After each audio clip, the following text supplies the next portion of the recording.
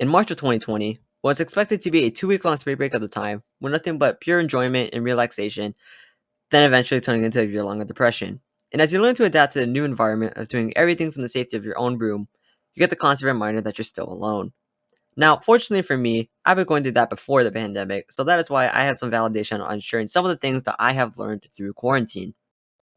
Now, one of the first things adapting to the quarantine lifestyle is to change of workplace. And I know it may be hard with the lower standards of no one to encourage you. I highly recommend you set a strict schedule for yourself to maintain that steady grind, which is why I advocate for the following routine. Wake up at 8 a.m., you're at school. And with the move to online assignments and having all the time in the day to complete them, I have come to the realization that the human mind simply puts all important things aside and decides to play Minecraft for 7 hours straight, and then finally completing and submitting said assignment at 11:59 p.m. Now, for a quick second, ignoring schoolwork diminishing your mental health, it is still important to keep a healthy mindset. One of my constant battles for this is the constant distress of my bad blunders around others.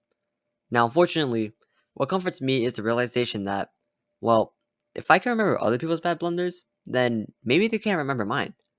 And to further prove my theory on this, I talked to one of my friends later that weekend and I just told him, man, I, I can't stop being paranoid of what people think of me.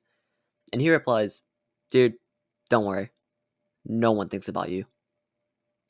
Importantly, with nothing better to do than watch a Shrek movie for the fourth time this year, I highly recommend opening up to new interests and hobbies. As an example, one of my friends and I were hanging out one night, and she decided it'd be a good idea to make me listen to K-pop. And as I listened to the songs she was showing me, I'm just thinking, they all kind of look the same. But as time goes on, I could start to defer Mark from Johnny and Red Velvet from Luna, only because there are less members, but it's progress. But I must warn you, because, of course, gaining new interests can really alter your personality traits, as my curiosity for K pop slowly transforms me from a toxic K pop hater to a toxic K pop stan.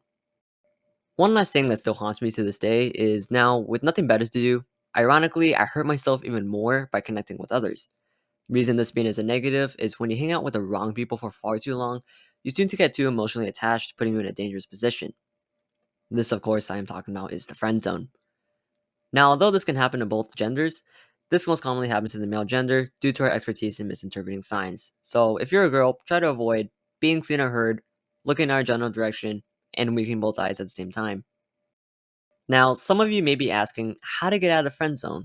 And of course, the desperate man that I am, I was actually reading up on how a couple psychologists from Penn State were able to compile an effective guide for men to get out of the friend zone. So it looks like this. Now, of course, the challenging part is identifying that you are in the friend zone, and once you can get that established, you can then execute the following steps. Step 1, be more attractive. With 2021 now in full motion, we can only hope for a return back to normality sooner than later. And fortunate enough for us living in the United States in a time like this, they have always been one step ahead of the virus, and it is now starting to pay off. As you look to our current statistics here, every other country right now has already gone through 2 waves, while the United States has wasted no time and is barely finishing their first one. Now that concludes my presentation. Thank you all for listening and making me uncomfortable by watching this.